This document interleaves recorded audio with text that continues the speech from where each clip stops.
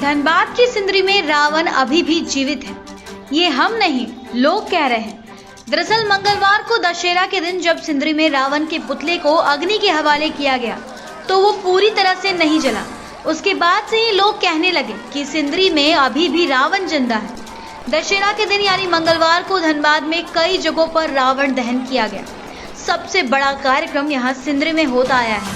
1952 से सिंदरी में रावण का दहन किया जाता रहा है। इस साल रावण पूरी तरह से नहीं जला, हालांकि इसके पहले के 1 या 2 साल कुछ ऐसा ही हुआ था। बुजुर्ग लोग तो कुछ ऐसा ही बताते हैं। सिंदरी में दशानन का 5 या 6 सिर नहीं जला, हाथ भी नहीं जला।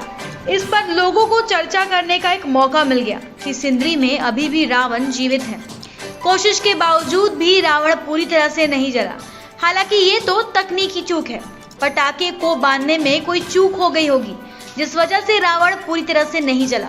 लेकिन चर्चा तो शुरू होनी थी, सो हो रही है। सिंदरी में रावण दहन का कार्यक्रम शहरपुरा में होता है। यहाँ भीड़ बहुत अधिक होती है। मंगलवार को भी जो रावण दहन कार्यक्रम हुआ उसमें हजार मोबाइल की लाइट चमक रही थी। जितनी भीड़ थी उससे तनिक कम मोबाइल की रोशनी नहीं दिख रही थी। इधर धनबाद क्लब में भी रावण दहन का कार्यक्रम मंगलवार को किया गया। उपायुक्त वरुण रंजन ने रावण के पुतले का दहन किया। इसके पहले धनबाद क्लब में छऊ नृत्य का आयोजन हुआ। धनबाद क्लब में काफी भीड़ थी। उपायुक्त ने कहा कि दशहरा और विजयदशमी सत्य की असत्य पर जीत का प्रतीक है। उन्होंने लोगों से अपने जीवन में अनुशासन लाने, काम, क्रोध, इंद्रियों पर काबू पाकर अंदर की बुराइयों को समाप्त करने का तनाव मुक्त जीवन शुरू करने का आह्वान किया। हर साल दशहरे पर रावण के पुतले का दहन होता है। कई जगहों पर रावण की पूजा भी की जाती है, वहां पर रावण दहन नहीं होता।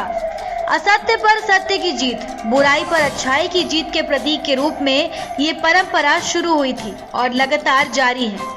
दशहरे के दिन भगवान श्री राम ने रावण का वध किया था। रावण पर जीत हासिल करना बहुत आसान नहीं था। 10 दिशाओं को एक साथ नियंत्रण करने की शक्ति रावण में निहित थी। धनबाद से ब्यूरो रिपोर्ट।